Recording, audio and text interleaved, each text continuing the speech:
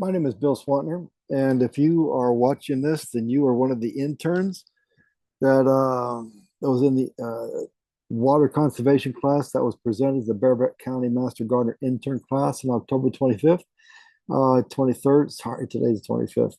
You asked for a copy of the slides, and I know when I sat in those classes, man, we cover a lot of information. It's just kind of thrown at you, and you're trying to figure out what in the world happened.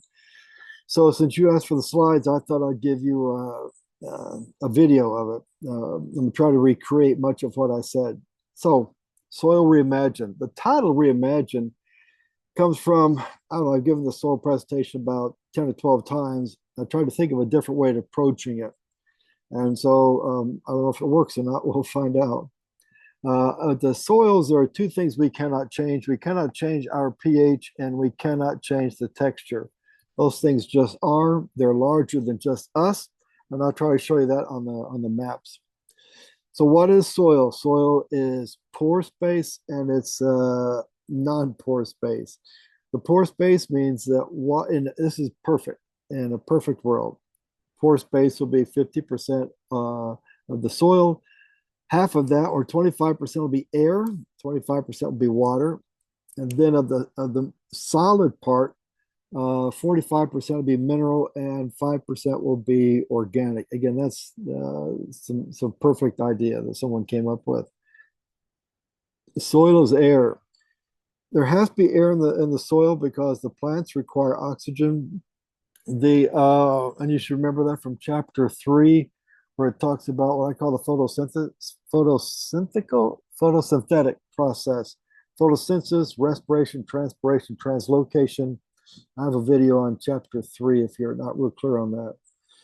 The microorganisms in the soil need oxygen. The compacted soil, when you walk on it, when the dog walks on it, when rain falls from 30,000 feet down, it reduces the airspace, the pore space, which is a problem. And overwatering reduces the air availability because it's filled with water.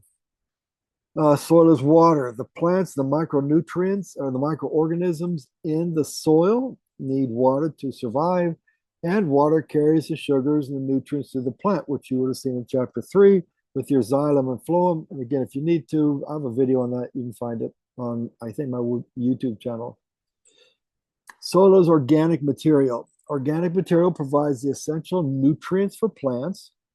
It feeds and provides habitat for the diverse soil organisms. What the soil organisms will do is they will digest the compost, and then they will excrete what they don't need, and what is excreted is fertilizer for the plant. Organic material makes it easier for roots to thread through the soil. If you remember, I gave you the big clump of soil. Those are basically a rock. And what organic material will do is it'll dissolve that clump of rock into many clumps. It's called aggregates, and allows the roots to more easily thread through the soil. And it provides a holding place for nutrients that plants will need at some time. All right, so here's the last part. Soil is a mineral content. And mineral means it's going to be sand. It's going to be sand, silt, and clay, basically, is one of the, or some combination. The factors that have an effect on the soil mineral content are parent material, climate, biota, topography, and time. Let's go through each one of these. This is just an example. Parent materials that are rich in quartz, such as granite and sandstone, or loose sand, tend to develop sandy soils. Parent material that are poor in quartz tend to produce shale, basalt, and generates little sand. I showed you this cartoon, and I wish I could source the person who put it. I just can't find it. It's been a number of years. This young lady is taking a test on geology, and they said name 3 types of rock. So she says classic, punk, and hard. I'm not sure I'd consider punk rock and roll, but but that's okay. We'll just go with her answer. All right, specific to Bexar County, what does this parent material look like? On the far southwest part of Bexar County, and the reason these are listed the way they are is because they're by color and they're by this little diagram here. That is the post oak clay pan soil that we find out in Somerset. It's a light color. It can be acid, sandy soil, but underneath it is a pan of clay. So only so deep does that sand go when it hits a clay pan, and that affects. Well, if you're watering, trying to grow trees or something like that, you don't have an endless, bottomless pit of sand. Somewhere down there is a pan. It's a pan of clay. That's why it's called clay pan. Blackland prairie, you notice right here, it is black in color. It tends to swell when it's wet and shrink when it's dry, which creates problems for foundations and for roads, foundation for houses, foundation for buildings. And then finally, there's the Edwards soil. Edwards soil are mostly shallow, very gravelly. They tend to be brown in color, at least my experience, where I get my soil from. So here you have the sandy soil, the blackland prairie, and the Edwards. All right, so backing up, the parent material is a factor in what forms our soil. The climate is a factor that influences our soil. And it's all of these factors combined. It's not necessarily one or the other. It's not really that black and white, but they're factors in determine the soil that we have, the mineral content. This is a map from the Bonap people. They are a fantastic organization. Look them up, look at their maps. Where it is green, it tends to be a moister climate. Where it is not green, it tends to be a drier climate. So these soils will tend, so climate will affect these soils. They tend to be alkaline. These soils are wetter and they tend to be acidic. Again, this is just one of the factors. The climate in Texas, this is from driest to wettest. And there's a coloring chart down there, and I'll get all these markings out of the way in the event you want to study and kind of look and see where we are. We're right on the dividing line, right in here someplace. There you go, right in here. Some years were wet, some years were dry. Mostly recently, we've been dry, which is a bad thing. This gets from 1961 to 1990. So that's Texas climate. Okay, so here's that map I showed you here. I talked about alkaline and acidic. Here's what it looks like. I've superimposed these two maps on top of each other. And here's that dividing line. This is the acidic part, which I showed you on that previous map. And this is the alkaline soils.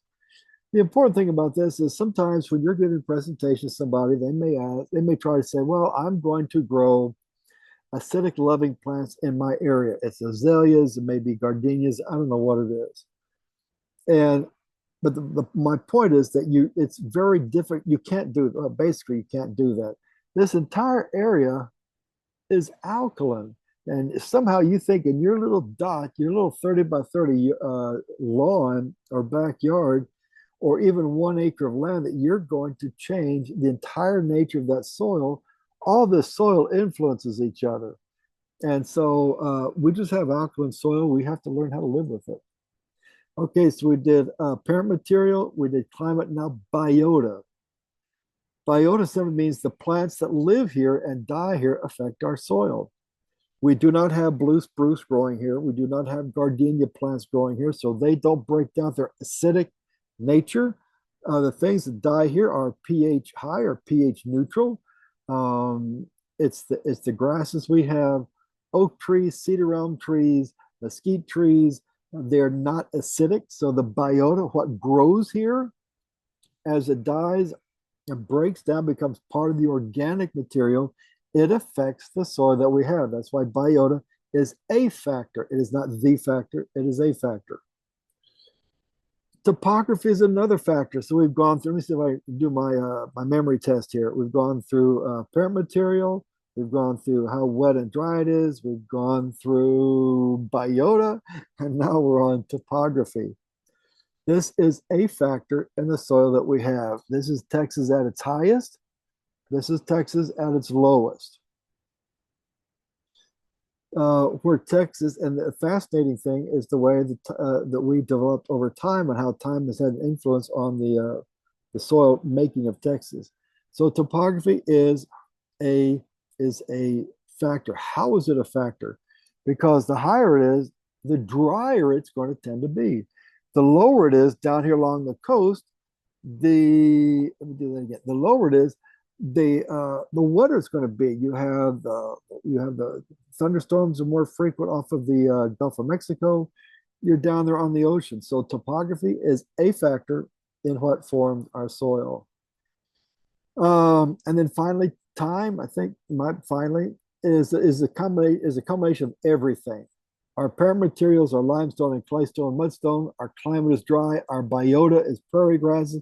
Our topography slopes from east to west, and time has produced over the millions of years a thick, waxy clay soil that absorbs water and does not drain very easily.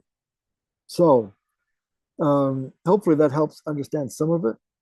This is the show I put together for you. We'll go through it a little slower so it's we can kind of focus on some things. This is 550 million years ago. You can kind of see that down here in the corner, and you can see the upper part of Texas is exposed. San Antonio area is underwater. You see now 500 million years ago, it's more underwater. The light blue is shallow. The dark blue is deeper. 480 million years ago, 470. You see the seas are becoming shallower, and there is you kind of see the beginnings of I-35. It's been under construction for 470 million years. But you kind of see that is maybe it's not going to come up yet, but it's the beginning of the Ouachita Mountains that will eventually end up going up in here. All right, so still the shallow seas on the north part of Texas. The darker is the deeper seas in Texas. Let's keep going. This is 420 million years ago. This is the only part of Texas above water.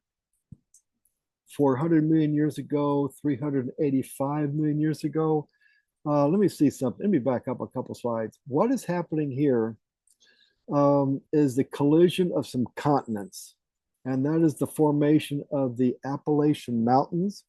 And what you see coming here is another continent. I think it is the South American continent. I don't think it's the African continent. So it comes and there's this collision, which is significant. Now here you have very clearly the Appalachian Mountains, and down in here is going to create kind of an the beginnings of an earthen dam that separates the Edwards from the Texas Plains, and this area right here becomes the Blackland Prairie. 300 million years ago, 200 million years ago, see, one big continent. All right, so as we go along, 260 million years ago, 215 million years ago, you see the continents start to pull apart. As they pull apart, the Edwards, I'm in the wrong area, the Edwards is basically still, the grinding in here, the Blackland Prairie is sort of still, but as the waters recede, it's going to leave deposits. And that is why the deposits going from here to Corpus, every dozen, 2 dozen miles, the soils change a little bit because these continents are pulling away and the sediment changes literally from area to area. Here's that. There's that. You start to see the Atlantic Ocean started coming here, the beginnings of Florida. This is pushing away. This might be the African continent because it hit the East Coast. What hit us, I think, is the South American continent. All right, so here you see it pulling away more. And what happens is as these waters recede, the sediments change. So every few miles, as the water recedes, south of San Antonio is going to be a little bit different soil texture. Okay, so that happens. Now all of a sudden the water comes back. This is 75 million years ago. A lot of it's underwater. Now we're starting to see more of what we're used to. There we go, 60 million years ago. About 66 million years ago, and this wasn't in the lecture, but since I have you on YouTube, I thought I'd tell you about it. About 66 million years ago, something hit I know it was a comet or an asteroid. This is called a dinosaur killer, and hit down here in the Gulf of Mexico. And I saw a simulation on this, what it looked like on YouTube, and it was fascinating how the power of that asteroid hit and just devastated the areas around it with heat and water. And going to the northwest, and so there's a lot of flooding. Going to the northwest, the flooding stopped right there, and that is the Ouachita Mountains, about what become the Balcones Escarpment. The water actually stopped up against there. So um, I guess George Strait was right about oceanfront property, but he should have said in Floresville, Texas, instead of Phoenix, Arizona. All right, so then this is 40 million years ago, 25 million years ago, 15 million years ago. You notice Florida is still underwater. There's a joke there, I'll leave it alone. 8 million years ago, we start to recognize things. But here's I want to show you something. This is the coastline of Texas 8 million years ago. This is the coastline of Texas currently. This area in here is what the environmentalists are worried about. Whether or not it's true, I don't know. I'm just explaining to you what they're worried about. When they say that polar caps are melting, they're concerned that the water levels are going to rise significantly. So let me get out of here. And so if you look at this, Brownsville is underwater, Corpus Christi is underwater, Galveston's underwater, Baton Rouge, all on the Alabama, Mississippi. Look at this, Florida, or that much of Florida. And they're concerned water is going to inundate all of that area. It's going to be a national catastrophe. That's what they're worried about. Okay, 3 million years ago, we can kind of see where we are. 126,000 years ago, we see this massive ice age, which did have an effect on our soil. And this is where we are today. So, what this looks like now is millions and millions of years in the making. This is the Edwards Plateau, and this is the Balcones Escarpment. This is basically Edwards soil. This escarpment is going to be Blackland Prairie. And below is going to be a bunch. I'll just put down a bunch of soils, and I'll show you what that looks like in a minute. This is a great chart. This shows you the sandy clay soils, where they are, the alkaline acidic, the calcareous soils. And what you can do is, as a master gardener, what I've done is I've researched. This is Bexar County, and the sun's shining in that area there someplace. I'm off a little bit. What I do is I go pick one of those different colors, and I will research it. Research the Edwards, research the Blackland Prairies, research the South Texas Plain, or whatever they might call it. All right, so basically, here's what it comes down to. This is limestone, mudstone, and sandstone. This is the texture of our soil that we cannot change. So you can't change our soil pH. This is it right here. This area is a high pH. This is a low pH. You are not going to change that in your little lawn area, your 1 acre of land, wherever it might be. You're not going to change that. So this entire area is all a high pH. All right. What difference does it make what the pH is? Well, it has an effect on the nutrients that can be absorbed. Phosphorus gets locked up in the soil and is not available to the plant. You can put all the phosphorus you want to on the soil. It's not going to get to the plant because high pH soils locks in the phosphorus and it cannot get to the plant. That affects iron also. It also affects manganese. It affects boron. It affects all the lead, copper, and zinc. They cannot get to the soil. Now, iron, you can. You have to buy a special iron. I haven't found it at any of the stores in San Antonio. It's 5 initials, E, D, D, H, A. It comes in a powder form. You turn it into a liquid, and you can use it on your plants. When you go into the various stores and you look at the iron, you will not find these 5 initials. What happens if it doesn't have these 5 initials? The iron that is produced gets locked up in the soil and it cannot be used for the plant. This EDDHA. It's called a chelated, CHELATED. And that'd be worth as a master gardener looking up to see what chelated means. There are three types of iron, like you recall. There's iron, then there's another seven initials, and then there's the EDDHA. So let's take a look at the various soils. The Edwards Plateau is limestone dolomite. And the reason it's as uh,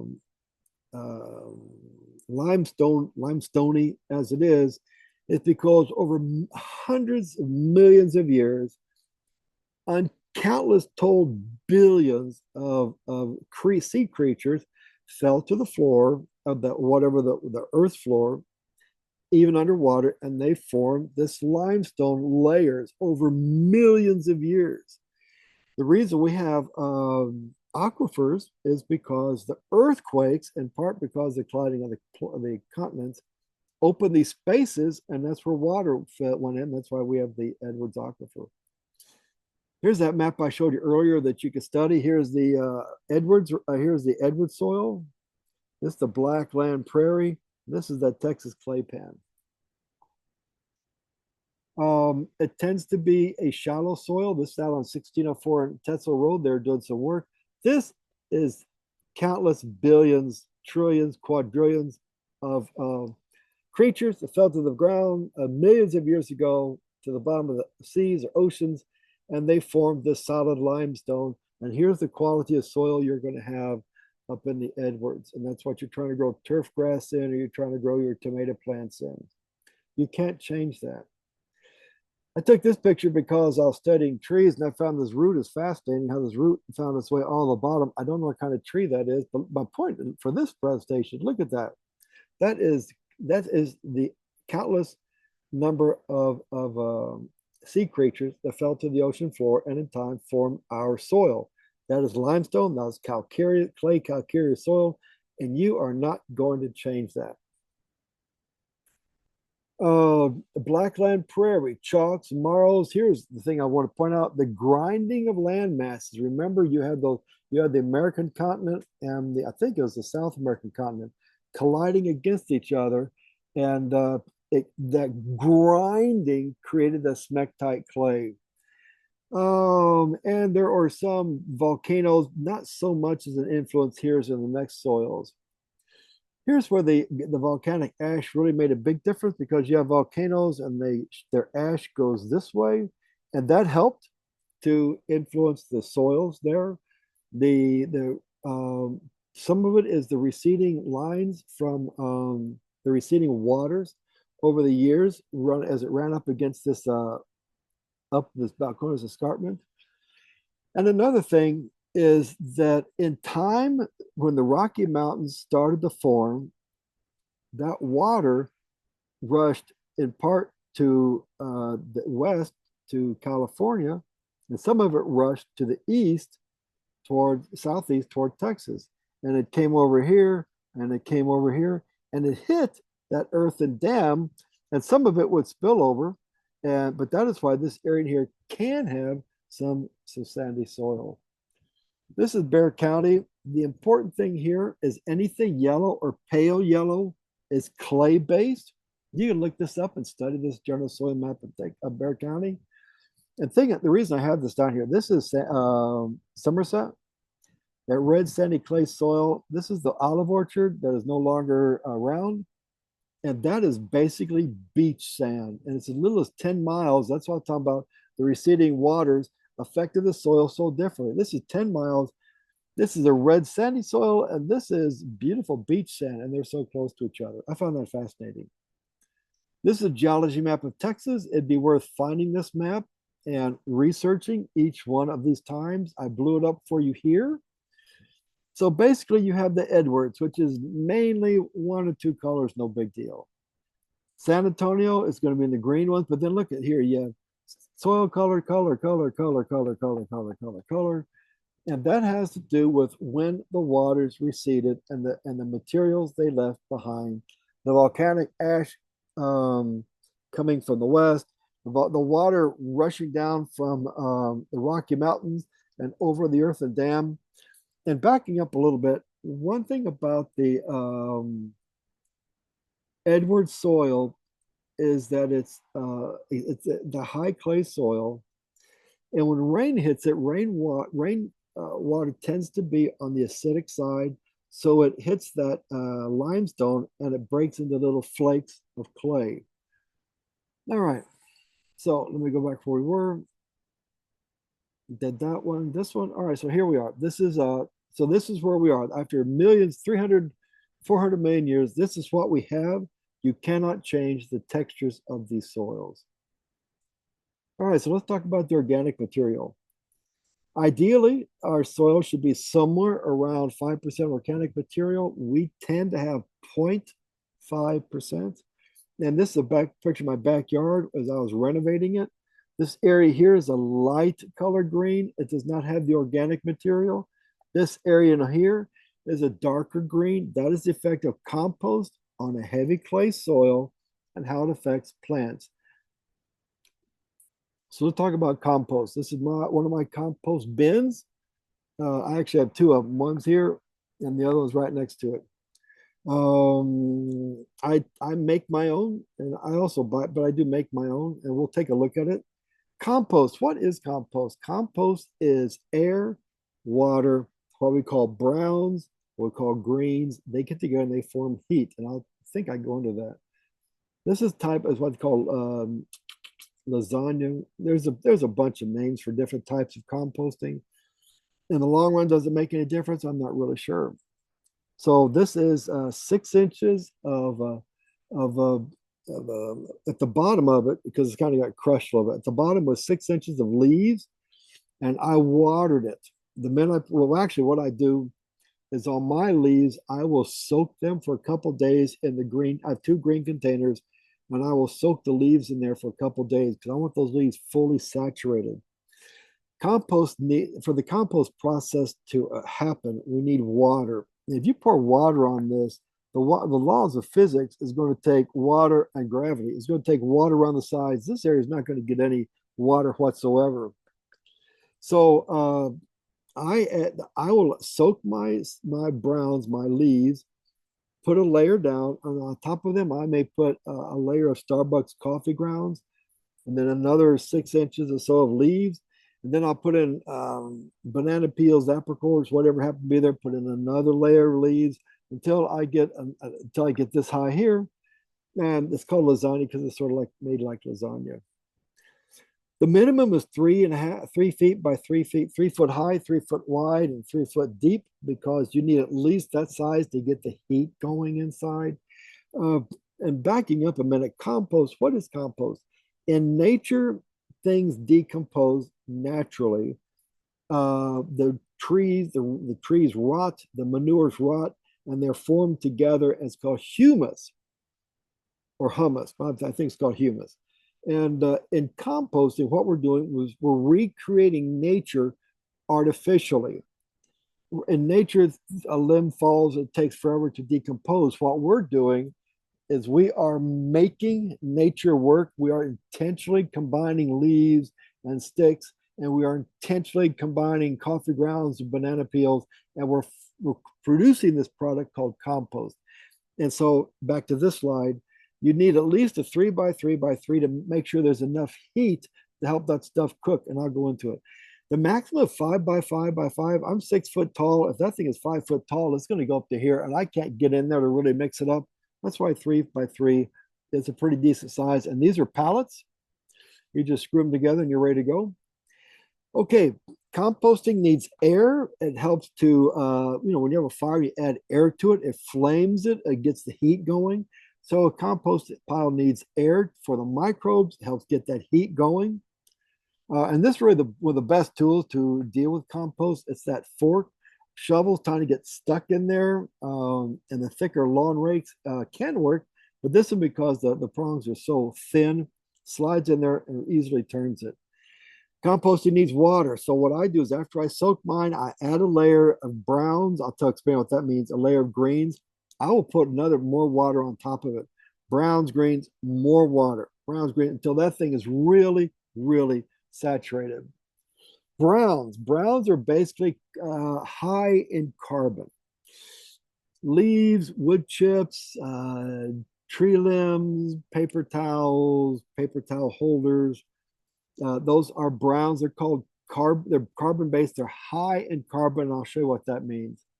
Then there are greens. What you see here is Starbucks coffee. You see some banana peels. They're really lower in carbon, but we call them nitrogen or we call them greens. And I can show you on this chart. Uh, Look at wood chips. For every part of, let me back up. There are 400 parts of carbon in a wood chip. There is only one part nitrogen. That's a weird ratio. So 400 to 1 makes it high carbon, makes it a brown. Jump down here to sawdust. Sawdust has 325 parts carbon and 1 part nitrogen. That makes it very high in carbon. Shredded leaves are 60 to 1, 60 parts of carbon, 1 part of nitrogen. Ideally, for the composting process to work, we want somewhere around a 30 to 1 ratio. 30 parts carbon, 1 part nitrogen seems to make it cook. The word is called cook. Seems to make the compost cook at the most effective time. And so you see fruit waste is 35 to 1. That's really pretty close. These up here are high in carbon, large numbers. Greens are simply lower in carbon, but we call them greens. So look at vegetables. Vegetables are 25 to 1. You get down here, manures, that could be human or animal, 15 to 1. That means for 15 parts of carbon, there's 1 part nitrogen. We call it greens. We say it's high in nitrogen. And so we want a 30 to 1 ratio. And that's the hard part in composting. And people get a lot of confused. I obsessed about it for the longest time. The different research facilities, the land grant universities, the non-land grant universities, they don't agree on the ratio that you should start off with. In a perfect world, you have your 10 bags of brown, your 10 bags of green. I'm going to make this up. You put them together, and they start the process, and you leave it alone. But in real world, what happens is you have your browns, you have your greens, you mix them together, you throw banana peel in there, you go Starbucks, get some more coffee. That's real world. And so anyway, the challenge is how do you get this 30 to 1 ratio? And I saw the formula from Cornell University, and it's somewhat insane. I didn't bother to put it up here. But here's the challenge as in beginning composting. Let's say you have a pile of sawdust. It's 325 to 1, and you got some manure at 15 to 1. I'll let you do the math. How much manure do I need to balance that sawdust? That sawdust is dry, that manure is wet. That's a factor in the calculation. So my point is simply, as you listen to compost presentations, it gets complicated. What I would tell you, and I think it was Purdue, I'm not really sure on that, don't hold me to that. Start off 50-50, get 2 bags of leaves and 2 bags of coffee grounds, see what happens. We do not use meat, grease, or bones. We as home composters do not have the capacity to do that, and that will attract animals. What here is on this chart here will not attract animals. But find out, here's basically it works, is if you put your pile together and you come out the next day and it really has a bad smell to it, that bad smell is the microbes, and they're basically passing gas, they're passing high ammonia gas, and it smells. That smell means it's too high in nitrogen. If you go out to your compost pile 6 months later and you still have a pile of sawdust, it means it's way too high in carbon and you need to add nitrogen. So that's really the best way is just to smell and looking at it. If it reeks as a bad odor, you need to get some leaves in there. If it is not breaking down, go buy some high nitrogen fertilizer and add in there if you need to, or go to Starbucks a lot more often. So here we go. You have your browns and your greens, you put them together. The microbes start eating. They're called psychrophilic. The psychrophilic microbes start eating. They like it cooler. And then the pile warms up in temperature, and then comes the thermo, no, the mesophilic. Meso means medium. The mesophilic microbes come up and they start eating the psychrophilic. They're eating each other. It's a brutal war zone in there. The pile heats up because of all this activity. And then comes the thermophilic. The thermophilic microbes like it hot. And they're eating the psychro and they're eating the meso and they're eating each other. And what they're excreting all this stuff, turning those leaves and sticks into that compost that we have made by artificially putting together, adding air and adding water. So the way it works is the temperature will go up, and here is one right there. It's 104.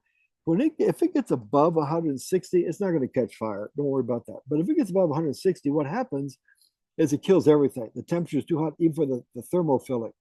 But at about 160 or so, it's killing the weed seeds, it's killing the pathogens in there, the theory is. So the way I do mine is with a thermometer because you have to turn this eventually. Let me get over here the slide. What happens is you get your pile and the temperature goes up, up, up, up, and it kind of levels, and then the temperature starts going down. Well, as it goes down, you want to fluff it up. Get your fork in there, air, water, and it'll start going up again. But it's not going to get as high as it was. Let's say it got up to 140 the first time. The second time, it may only get to 130. And then it'll level out and it'll start going down. As it goes down, you get in your fork, fluff it up, add water, and that thing is starting to shine right in my eyes. Add water, and it will start to go up again. When the temperature of the compost pile levels out somewhere around 80 degrees or whatever it is, let it sit for about 3 months. If you find earthworms in there, your compost pile is ready to go. If it's still hot, I'd leave it. I'd let it sit. And so this can take months. There are people say they can make it 2 or 3 weeks. I'm not. They say they can. But for the finishing product, compost needs to sit for maybe 3 months, and this is the result you get. They used to be trees and yopon hollies and banana peels and tomato peels and all sorts of things, and that's the product you get. Okay, I showed you this. What compost does, it produces healthier plants, a better soil structure. We can't change this texture, but we can change the soil structure by breaking it up. It has more biodiversity because all those microbes that have come into the soil because of the compost. And it reduces erosion from the soil because the water is more readily absorbed rather than running off. This is my backyard. No, I'm sorry, this is my front yard. We had a 1-inch rain. And then my front yard, let me back up, is very heavily composted. So we had a 1-inch rain, and I have 4 inches of absorption. In the backyard, which I don't have the picture on here, I had a 1/4 inch absorption in that heavy clay soil. This is a 1-inch rain. All right, so this is my yard from July 2018, August 2018 to July 2019. This is Raleigh, St. Augustine. It is no big deal. It's heavily composted. I did not add water of any sort other than what nature gave. No herbicides, pesticides, insecticides. And this is a hill, and this water runs this way. And but because the soil is so heavily composted, all that water was retained, and this is what it looked like. It doesn't look like that now, but anyway, so this is a month after we had that really bad snowstorm. This is green, this is mine, and these other yards in the neighborhood are brown. Mine recovered more quickly because the soil is very heavily composted. I'm not going to do this. Let's jump to the next slide. This is another thing you can do with soil is you can amend it with shale, expanded shale, and it works with the clay soil. It keeps it broken up. This area used to flood and be a swamp every time we had a rain, so I dug this area up. I added shale and let it sit there for a couple weeks. I dug it up again, added compost, and so this is a rainstorm we had April 29th. I don't know what year it is, but you can see the water collecting in here. And then within an hour, It's all gone. It was absorbed into the soil. That's the effect compost has on clay soil. So what's the best compost? The best is what you make because you know what's in it. But it takes months. It takes a while. Bagged is the most expensive. It does have a shelf life. If you cut the bag open, sometimes you'll get this odor.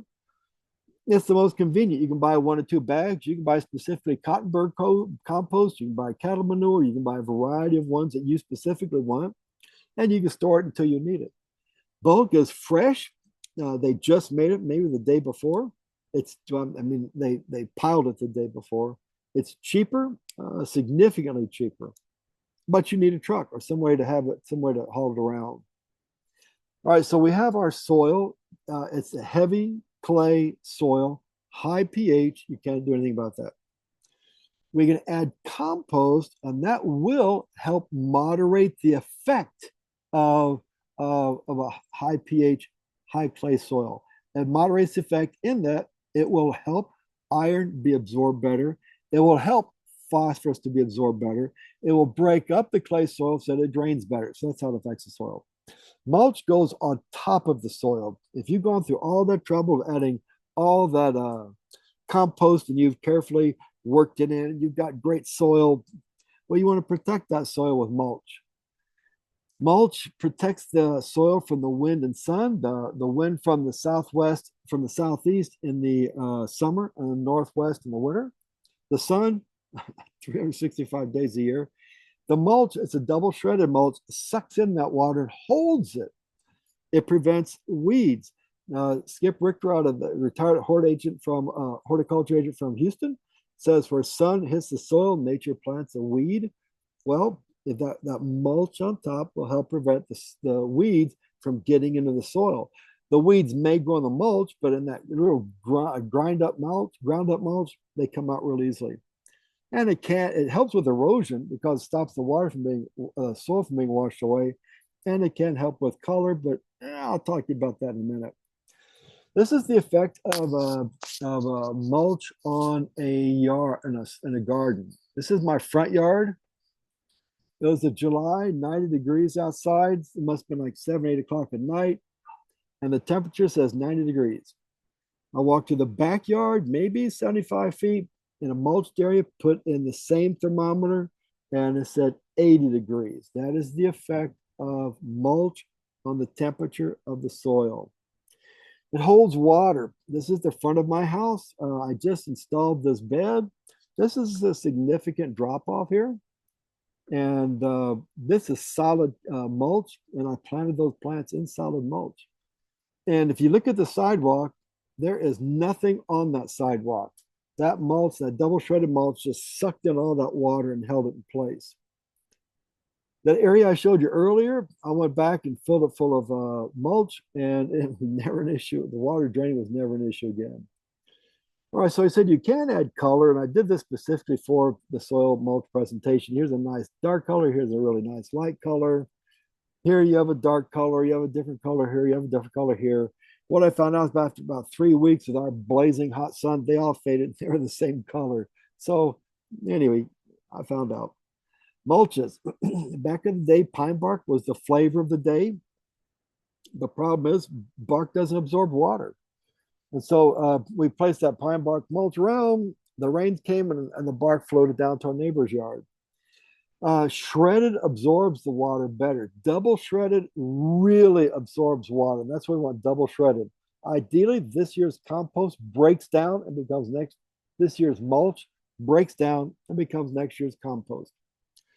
Mulches, colored mulches can last maybe 4 years. I will do some research on the type of wood used in the colored mulch. My understanding is some at one time, the places were using shredded pallets. And a shredded pallet is a different type of wood or different everything wood from a tree.